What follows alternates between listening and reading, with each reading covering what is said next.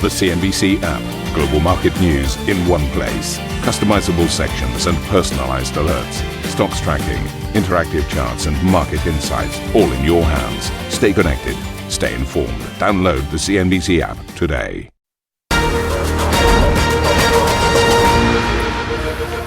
Oh, happy Monday, everybody. I'm Steve Sedgwick. This is Squawkbox. That's Karen Cho. And these are your headlines.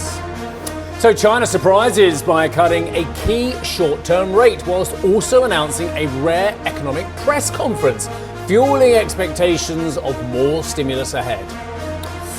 Under pressure. Sounds like a Queen song, doesn't it? No. Under pressure. Critics threaten a no-confidence vote in France's fledgling new government as the Prime Minister Michel Barnier faces a backlash over his cabinet appointees. A cash injection for Intel. Apollo Global Management reportedly eyeing a $5 billion investment in the US chipmaker, while Qualcomm floats a friendly takeover. Rupert Murdoch's RIA Group sweetened its bid for Rightmove, upping its offer after the British property group rejected an initial takeover proposal last week.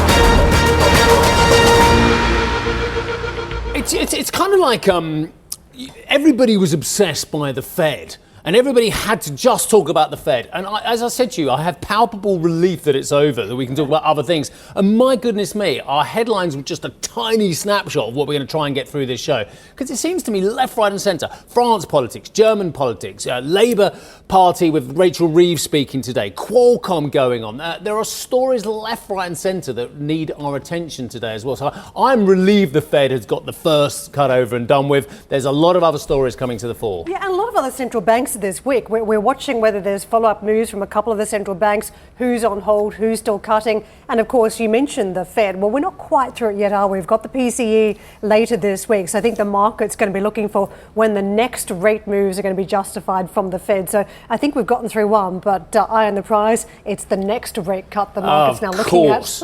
Well, I'll tell you what we'll do. We'll do justice to that as well, because in about, let's say 5 to 10 minutes time, we've got a TA, technical analyst waiting in the wings, since we're talking about Fed pivot event risk. So we'll come back to the Fed in a few moments time. It hasn't gone. In the meantime, big news out of China. It's made a surprise cut to one of its short-term policy rates, lowering its 14-day repo rate by 10 basis points. Authorities also announcing a rare economic news conference. What does that mean? Set for tomorrow. What does that mean? Well, I know someone we're going to ask in a moment.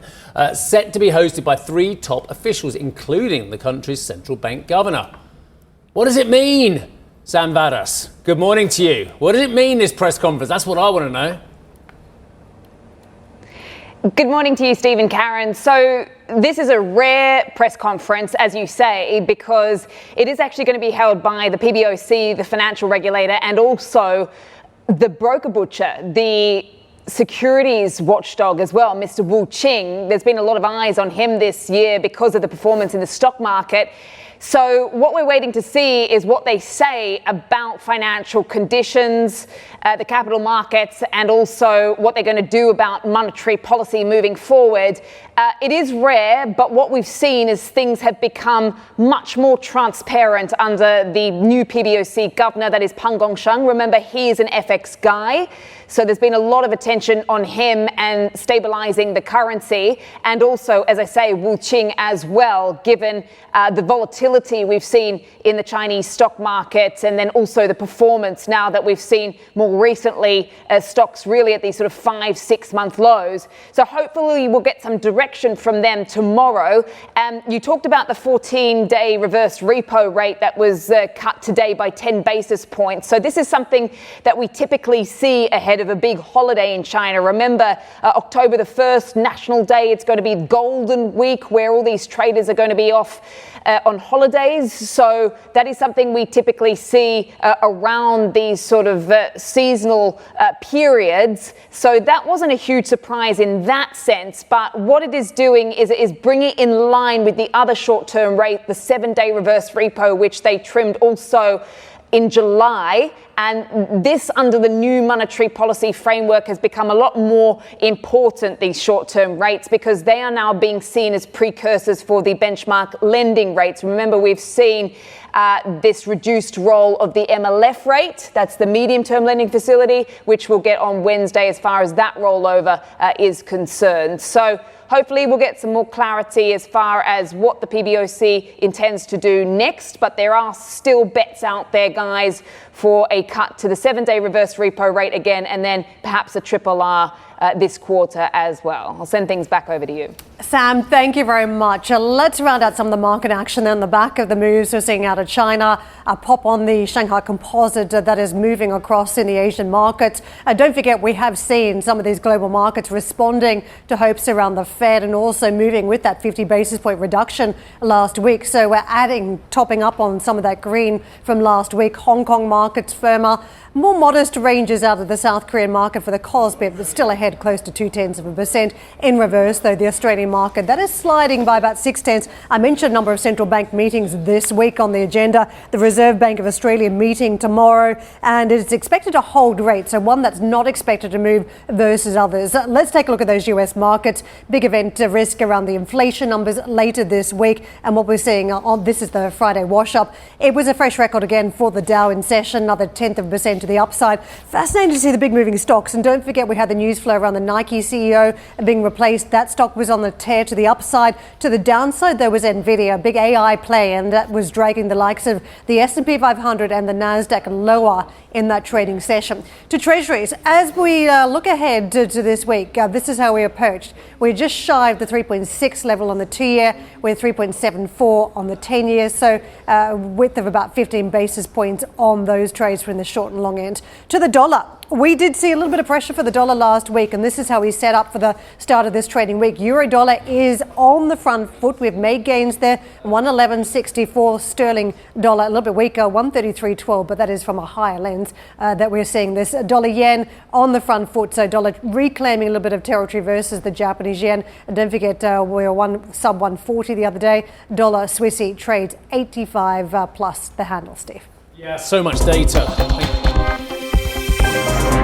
Well, there's so much data this week, and a lot of Fed speakers as well chipping in as well. They've got a while till the next Fed move, haven't they? But, well, I should say to the next Fed cut, shouldn't I? Because it seems to be in the bag. It's just a question of size. The Fed Governor Christopher Waller says he backed a 50 basis point rate cut this month because of inflation falling faster than he had expected. Waller pointed to core PCE running below 1.8% over the last 4 months, giving the central bank space to ease. Waller also backed the view of the Fed Chair Jerome Powell, saying the central bank is not falling behind the curve. We could cut rates even if the economy was doing fine. And that's the position we're in. We're seeing inflation coming down. We're seeing the labor market get to a point where we think it's solid. It's close to where we think the long-run unemployment rate should be. And therefore, it's time to cut for that reason alone. It's not about reacting to we're falling behind or anything like that. I agree with the chair. I do not believe we are behind. We are doing exactly what we thought we would do at the beginning of the year. Markets are split close to even on whether the Fed will cut by 25 or 50 basis points at its next meeting. Waller told CNBC another bumper rate cut, well, it's a possibility. If the data comes in fine, nothing bad one way or the other, you could imagine going 25 at the next meeting or two. If the labor market data worsens or the inflation data continues to come in softer than everybody was expecting, then you could see going at a faster pace of possibly 50. JP Morgan CEO Jamie Dimon said the Fed was right to cut rates by 50 basis points. However, speaking at the Atlantic Festival, Dimon warned about the long-term risks to the inflation outlook. I hope we have a soft landing. I'm a little more skeptical than other people. I give it lower odds, but I hope it's true. And I also am a little more skeptical that inflation is going to go away so easily. Not because it hasn't come down, it has, and it can come down more, it might, but because there's a lot of things in the future which are inflationary. Okay, and I'm not talking about next year, but the deficits are huge. Those are inflationary. The green economy is inflationary. The remilitarization of the world is inflationary. The restructuring of global trade is inflationary. Demographics is inflationary. I don't see the massive offsets to that. So we may have gone from a lower rate, lower inflation to a slightly higher rate, higher inflation down the road. Whatever it is, we'll deal with it. Well, we are gearing up for what could be another critical week for the markets as stocks look to resume the post-Fed rally. Juan William is the CIO and tactical strategist at RW Advisory. Thank you for joining us. Lots of interesting charts to kick off our week with. The first two I'm actually fascinating. So let's start off with your first one, the Fed pivot event risk. So we've had the Fed pivot as well. What is the event risk looking backwards or looking forwards, whichever way you want to go on this one? Well, happy rate roulette. After great anticipation of either red 25 or black 50, we're now where we are with this chart, the 2-year yield wide at a record 40-year extreme versus Fed fund rates, having already predicted what has happened, but also the catch-up likely ahead. And to your point, it's the historical precursor of potential event risk ahead. It's not a foregone conclusion, but certainly suggestion that the Fed might be behind the curve and hence their jumbo cut. And of course, we have macro surprises, month-on-month sub-zero, GDP slowdown, sticky inflation and fragile labor data, along with global concerns of oil slumping and China weak data. So certainly the soft landing consensus is in a make or break time still. But I mean, you've laid and great. There's a lot of potential things that can go wrong there. You've labelled, but. Let me push back a bit. Oil hasn't slumped. Oil is trading roughly in the same range it's been trading at for a very long time as well. Every time the WTI gets to 70-ish, people see the support from perhaps a refill from the SPR, or Brent at 75. They see the support potentially from OPEC cutting a bit more production to try and keep the price there. So I've seen this level a lot over the last 6 months. US GDP, you talked about that. It's incredibly solid compared to most Western GDPs at the moment. The labour market, I agree, it's picked up the unemployment and that there are a tweak to the jobless claims to the upside, but by and large it's a solid historically low labour market. So you've mentioned a lot of risk, but by and large I see we're in the same kind of place or on a very gentle trajectory. Certainly a watch and see. The tactical analysis allows for that chart focus in terms of the trend, direction and the key levels. Certainly oil is a case in point. It is at key support but did break it and then bounce back up again. It is oversold now, looking for an upside ahead, but certainly initially there was a signalling there from the market. I mean, you and Karen remember, sorry, just to make a point, yeah, remember that it was 2020, was it, with the April contract, it was negative $37 as well. That's real crisis in the oil price, or even a $45 decline, which, you know, we've seen in the last couple of years. So at the moment, it just seems boring. I've got to be honest. I know the Saudis want it $20 higher. I know the American politicians probably want it $5 lower. But the fact of the matter is, it's quite dull compared to where it has been. The volatility has been sapped out of it, hasn't it? A combination of all of these factors is key, particularly with the macro surprise sub-zero is probably the lead indicator on that. And ultimately, there are other things to keep in mind. But certainly here and now, in terms of the rate roulette that has just passed and will likely continue, it is an aggressive tightening signal that is being shown by 2-year yields versus Fed fund rates at extremes, 40-year. Certainly a concern that I'm sure the Fed is even watching. Yeah, absolutely. Let's talk about the S&P 500, the main game, the market reaction thanks to the Fed. We saw buying leading up to the event. We saw buying afterwards, the market up to the tune of 1.3% last week. You still see danger signs, and this is something we spoke about on the back of the August event. We had that meltdown that came out of nowhere. You were very cautious, saying it could be a bull trap, and it turned out to be a moment where everybody got involved, and then we saw another selling event back in September. So what do you see now? Well, it certainly continues to keep us less guessing with the elevated volatility that remains, but also the two-way market as part of this likely strategic topping process into the new year. But as you quite rightly highlight, the all-time new highs now on the S&P 500 post Fed cut, but non-confirmation on other indices such as the Nasdaq and Russell 2000, which should confirm at some point for this rally to really hold its ground and provide a healthy rotation, which has been a legacy risk for some time. The bull trap, just to reframe for those chart watchers, essentially it's excessive optimism with potentially leveraged positioning that basically is a forced reversal in the opposite direction. If and when that happened, it could be somewhat similar to what we saw in 07 and 08, which was a 2-year topping process before we actually went into any crisis territory. And the key level there was currently now 5,400 to 5,200. So we'd still need to roll back lower into that zone to provide that confirmation. Be aware of the corrective pattern, fall, rally, rest of fall. If it is to be proven out again, then we would have a head fake signal now with the rest to follow. Okay, I'm just going to skip on to the 10-year because I know this is one you want to show us as well, the 10-year inflection point. We haven't got that chart. We don't have that No, chart. but we've got the dollar chart if you want to ask that. Okay, let's go to the dollar. So I just got Let's the take a nod. look They at the gave me dollar. the nod while you were talking, sorry. We could do the dollar though. I thought I had a cue to go look at the 10-year. But, you know. Let's do the dollar. Let's do the dollar. What do you see on the dollar front? So key inflection point on US 10-year yields, going against the current, the previous trend with higher for longer to follow. Now, the dollar is at a make or break level on 100, that psychological level, but also it's almost a decade-long support area, and certainly does highlight a potential trend reversal. And this is going back to 2008 on the dollar index. So the dollar king could lose its crown, certainly as and when that were to happen. And also we're starting to see lead signals of dollar weakness against notable G10 players such as the yen, but also Swedish krona, Canadian dollar maybe to follow. Watch the dollar, particularly now that the Fed has cut, so the rate differentials are narrower and further headwinds may prevail. Watch out for the dollar smile being neutralized potentially if this corrective pattern were to take place, because of course that will take precedent and likely drive the dollar lower if it breaks below 100, regardless of macro headwinds. Well, we certainly saw a lot of activity last week in the dollar trades and the pairs. Thank you so much for joining us today, Ron William with us, CIO and tactical strategist at RW Advisory. Ahead on the show, French Prime Minister Michel Barnier unveils his new cabinet almost 3 months after the country's snap general election. We'll go through who took the top jobs next. Plus, the US warns Israel against a full-scale war with Hezbollah amid ongoing cross-border fire. We'll have the latest from the region.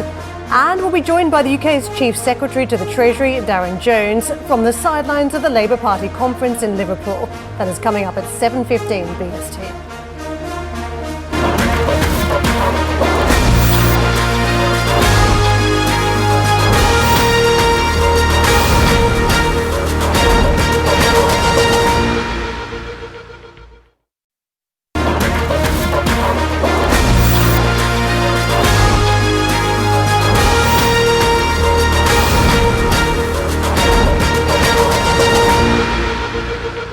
French Prime Minister Michel Barnier has unveiled his new right-leaning cabinet and has been heavily criticised in the process.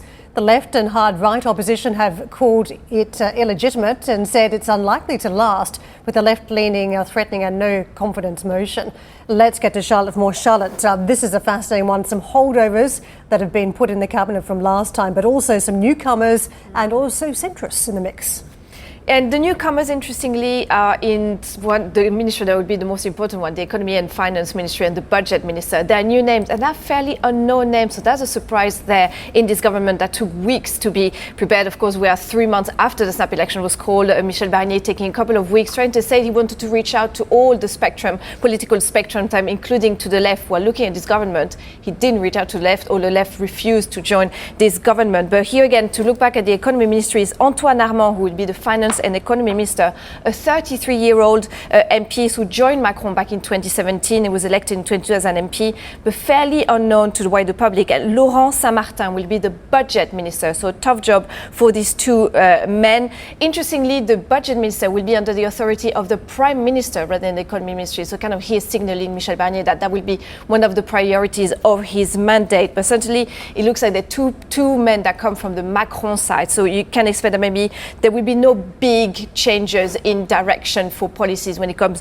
to the economy there. Now, we heard from Michel Barnier speaking on France 2 last night. He said there was all a question about whether he would hike taxes, and he said he will not hike taxes for the poorest or the middle class there. So here, leaving the door open for potentially some tax hikes. And again, that's been one of the mantras, very much one of the taboos from Macron since he's been in power, to not hike taxes. If anything, it's about cutting taxes. We have to wait and see what the new team in place proposes. Again, they have to present a budget before October 1st. There's some expectation that this might be delayed, but we will hear from Barnier to Parliament by that date. But here again, looking at the overall composition of this government, when they said wanted to reach out and make a government that would represent all the sides of politics, is not the case at all.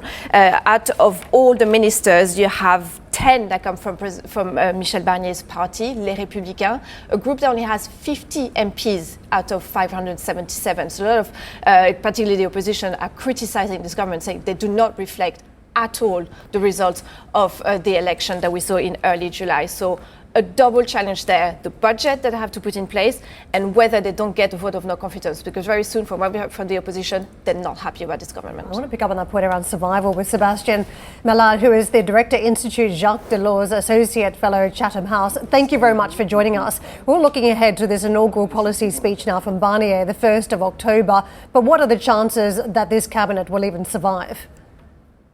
Well, the chances are actually what the opposition want to grasp if they consider it's worth already dismissing replacing this cabinet, or if they want to take more time. It's really up to them. Maybe they will. It's not up to the content of the speech itself, but rather their political opportunity to grasp. I mean, this may be later on, because I think they're a very difficult budget to do. It's a tall order for this new government, and I'm not sure the other another party would like to do this job. I mean, it's a hard job, and someone has to do it. So they rather let perhaps this Barnier government do it, and later, perhaps next year, put it down. But it's true that Barnier's government is really walking on a tightrope. And last evening, the Prime Minister, you could see he was trying to attract left-wing votes by referring to a possible increase of taxes to the most rich, and even also to the private sector, and also on his far right, he was quite strong and harsh on the way to tackle migration. So I think he's trying also to reach out to those MPs, knowing that he needs their confidence. But we'll get to know better what he had in mind, of course, in his upcoming speech on the 1st of October. Sébastien, I know I meant to ask you about the fiscal side and the economy minister, but I really am quite curious about the immigration minister, because the appointment here was a very conservative appointment. What does that mean for stemming the rise of the far right, having someone that has a voice in government, when we know that it is all about a countdown to the next election, and whether the centre ground can make a difference here? Well, I think it was quite... you raised the right point. I mean, Bruno Retailleau, with probably the most on the right in Barnier's party, LR, he's going to be perhaps a way to answer the concerns of the voters of Marine Le Pen, who, remember, on the first round of the general elections were nearly 10 or 11 million. So there needs to be an answer to that. I think Barnier mentioned that what he's trying to do on migration is not a far-right policy, although it will be strong. He referred actually to Keir Starmer's approach. He refers to other social democrats elsewhere in Europe, Scholz or the Danish Prime Minister, to show that even if you try to tackle it strongly, it's not just a far-right policy. But it is perhaps one of the greatest concern among voters, who, again, they know a bit. Bruno Retailleau, he's probably one of the only figures that are known in this government, because otherwise there are no political heavyweights in this government. It's really minor members of cabinet, or either young or inexperienced. So I think it's really a government much more in the hands of Barnier himself. So may I ask you about the two men that arguably will have the toughest job in this government, the economy and finance minister and the budget minister? So you were saying two young and kind of relatively inexperienced men. They both come from Macron's side there, and yet we're hearing more reports that the budget deficit is worse than expected, could reach 6% this year. So it feels like it's out of control. So how much room of maneuver do these two men have? What kind of policies can we expect from them? Well, what I found interesting is that you're right to point out that they do come from Macron political sphere, but they're not political heavyweights again. So, and what is also new in the way this government was shaped is that the budget minister reports directly to the prime minister, which usually is not the case. So it means that Barnier wants to keep the grip on the budget, and he knows also that he will, in the National Assembly, this budget will more easily get voted if there are some higher taxes, because that will be pleasing both to the left and to the far right. So it is a taboo for Macronists, but I mean, Barnier also said that he needs to show that this is not just pure continuity, and perhaps it's easier to if this is made by Macronists themselves, it will be easier for them perhaps to swallow it, because it will be actually the budget of one of their peers. So I think it's perhaps clever to do it that way. Sebastian, I'm all into the Machiavellian nature of what's going on at the moment. I find it fascinating. I can't see how Macron wins in this game of chess going forward until April 2027. If the government goes badly, this isn't going to look good for Renaissance and the situation he created. And as Karen, you were talking about, it's going to enable the left and the right to gain at their expense. If it goes well, this government as well, then Les Républicains and Barnier's party that you were talking about, surely they move to the fore, and maybe even it moves Barnier to the fore for the presidential elections going forward. How does this work out well for Macron, either way, and his party? That's a good question, because from the very beginning, this snap elections are no good for Macron. I mean, he had lost the European elections, and now he lost again these elections. So he just managed to avoid a government that is completely opposed to him. There is more continuity than opposition in this coalition, but it's true that he failed, and actually that's why there are so many right-wing Republicans on board, because they realized that they had this opportunity, which was completely unexpected for them, to actually perhaps take the Macronist vote and try to get the chance to win in 2027 on that. It's much too soon to say. I think Macron's at least relieved that his legacy can be a bit saved by this government, which will not overdo completely his reform of the pensions,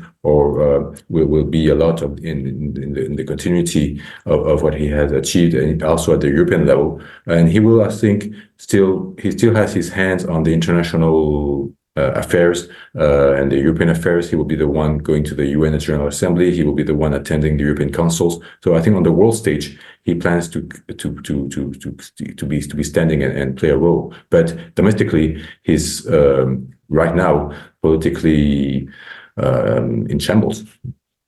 Yes, indeed. Well, Sebastian, thank you very much indeed for your analysis this morning. Really good to see you and hear your thoughts, sir. Thank you. Sebastian Meyer, who is the director of the Institute Jacques Delors, Associate Fellow at the Chatham House. And thank you, Charlotte, for kicking us off, as ever, on French politics. Well, let's move over the border. In Germany, Olaf Scholz's Social Democrats secured a very key victory in the eastern state of Brandenburg, holding off the far-right Alternative for Deutschland party in a state it has held since the country's reunification in 1990. Preliminary results show the SPD winning 32 seats, narrowly ahead of the AfD on 30 seats. The centre-right CDU actually lost ground, despite leading in national polls, winning just 12% of support on the proportional list vote. The CDU politician and Saxony Premier Michael Kretschmer urging voters to back the SPD and block the far right. Incredibly tactical. Thank you for listening to Squawk Box Europe Express. For more market-moving news, you can head to cnbc.com. Or join us again on the show with Steve Sedgwick, Karen Cho, and myself, Arabi Lekumete, weekdays on CNBC.